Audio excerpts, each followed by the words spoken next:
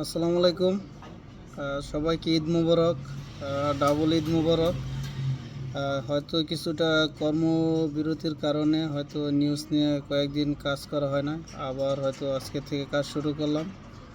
আর বিশেষ করে ঈদ মোবারক হয়তো অনেকেই যারা ইরানের ফ্যান ফলোয়ার আছেন বা পছন্দ করেন, আমি হয়তো ইরানকে অনেকটা পছন্দ করি, এই জন্য হয়তো আপনাদের ঈদ মোবারক বলতেছি। আর বিশেষ করে ইসরায়েল যে কতটা মন মানসিকতা, যা তাদের যে নিচু, বা একটা দেশকে ধ্বংস করার জন্য যে কি মন মানসিকতা থাকা লাগে, তা হয়তো আপনারা এখন হয়তো বুঝতে পারতেছেন যে ইরানের প্রত্যেকটা বাহিনীর প্রধানকে তারা নিহত করছে, এবং তাদের দেশের যে বিজ্ঞানী, প্রায় 11 জন বিজ্ঞানীর মতো তাদের দেশে নিহত হয়।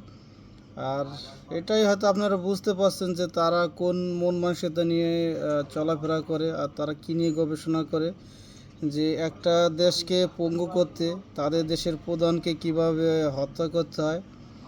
সেইগুলাই হয়তো ইসরায়েলিরা খুব ভালো জানে, আর এটা তাদের অনেক ইতিহাস আছে। আমরা সবাই জানি, বিশেষ করে যারা মুসলমান, তাদেরকে সম্বন্ধে আমরা একটু বেশিই জানি, যে তারা কোন ধরনের বা কতটা উগ্র, কতটা খারাপ প্রকৃতির লোক, তা হয়তো আমরা ইতিহাস থেকে হয়তো আমরা বেশি ভালো জানি মুসলমানরা। হয়তো এখন হয়তো বর্তমানের অনেক ধর্মের লোকেরা হয়তো তাদেরকে আস্তে আস্তে চিনতেছে, কারণ ইরান যে সাফল্যটা অর্জন করছে ধীরে ধীরে, তাদের দেশে প্রত্যেকটা বাহিনী, তাদের বিজ্ঞানীরা যেই কঠোর পরিশ্রম করছে, সেই কারণেই তারা দেশটাকে আজকে পৃথিবীর বুকে শক্তিশালী হিসেবে গড়ে তুলছে।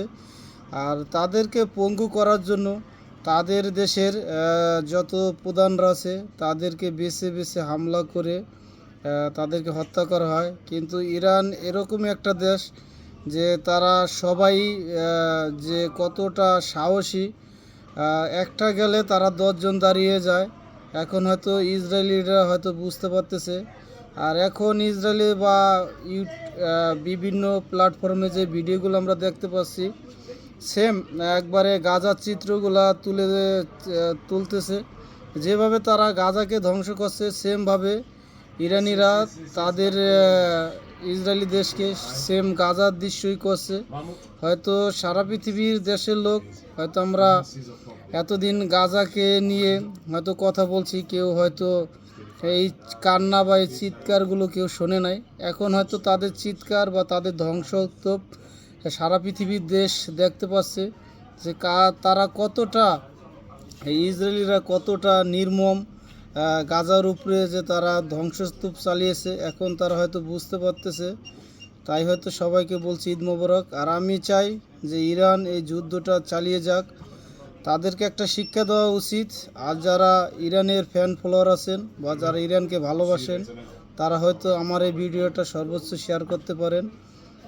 আমি চাই আমার এই ভিডিওটা সর্বোচ্চ শেয়ার করুক। আর আপনারা বেশি বেশি নিউজ পেতে চাইলে হয়তো আমার পেজটা ফলো দিয়ে রাখতে পারেন, কারণ অনেক দিন হলো ফেসবুকে কাজ করি না, এখন আবার নতুন করে কাজ শুরু করছি।